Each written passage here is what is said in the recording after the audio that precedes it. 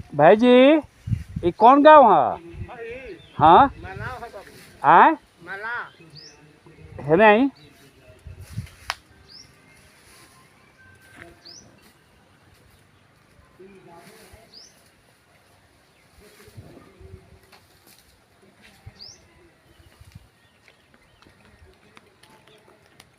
एजा एजा के ये मोहन राजा एजा के रहन है। आए नमस्कार, तापमान लाइव में आपका स्वागत है। मैं नुजहत जहां। तापमान लाइव की खास संवाद श्रृंखला की इस तीसरी कड़ी में आस्तीन के सांपों ने मोहन बिंद का कैसे सफाया कर दिया, उसकी जानकारी दी जा रही है। मोहन बिंद के पहाड़ पकड़ने के साथ ही सामूहिक नरसंहारों का सिलसिला शुरू हो गया था। फिरौती के लिए अपहरण का खतरनाक दौर और गरीबों के शोषक धन्नासेठों की तिजोरियों की लूट भी धड़ाधड़ होने लगी थी। स्वाभाविक रूप से मोहन बिंद के पास बेशुमार धन हो गया था। लाल मुनि कुंवर के शब्दों में, राजा जी ने कभी अपने लिए नहीं सोचा। गिरोह के सदस्यों और गरीबों के बीच पैसा बांटते रहे।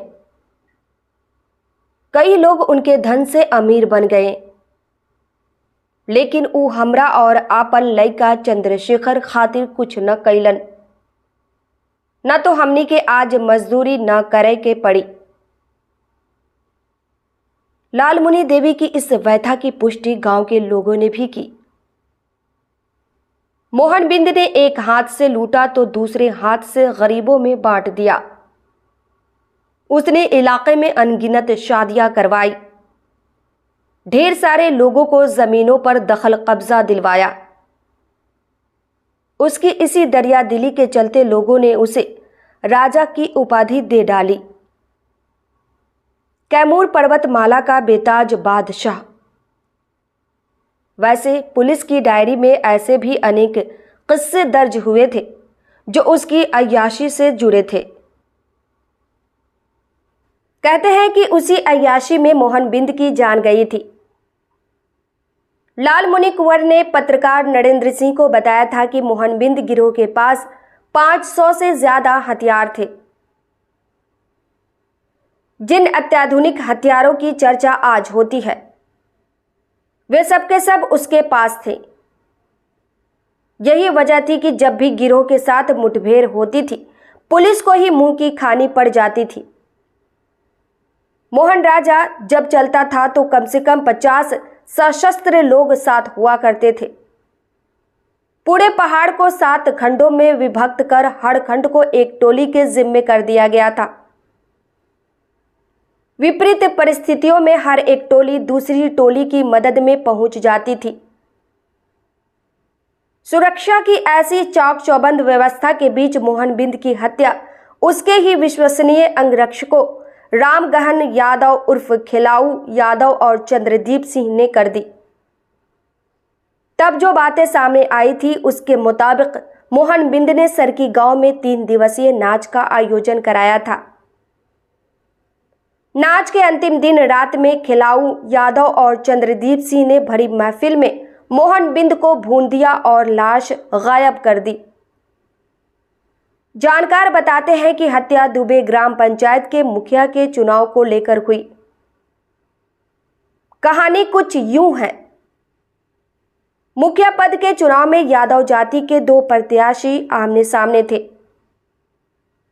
मोहन बिंद ननोड़ी गांव के सत्यनारायण यादव के पक्ष में था। वह निर्वाचित भी हुए, पर दूसरे पक्ष ने कुछ मतों की हेराफेरी कर दी। मोहन बिंद नाराज हो गया। खिलाऊ यादव के जरिए उसने उसकी हत्या करा दी। कहा जाता है कि जिसकी हत्या हुई वह खिलाऊ यादव का मामा था। सरदार के कहने पर उसने उसकी हत्या तो कर दी, पर कुछ समय बाद मोहन बिंद को मौत की नींद सुला उसका प्रतिशोध भी ले लिया। वैसे कहा यह गया कि हत्या की बड़ी वजह उसकी अय्याशी थी। बात 39 साल पहले की है।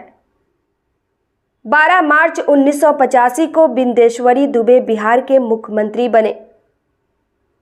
उस कालखंड में कैमूर पर्वत पर सिर्फ मोहन बिंद की ही नहीं, दर्जन भर से अधिक दस्यु सरगनाओं की समानांतर सत्ता कायम थी।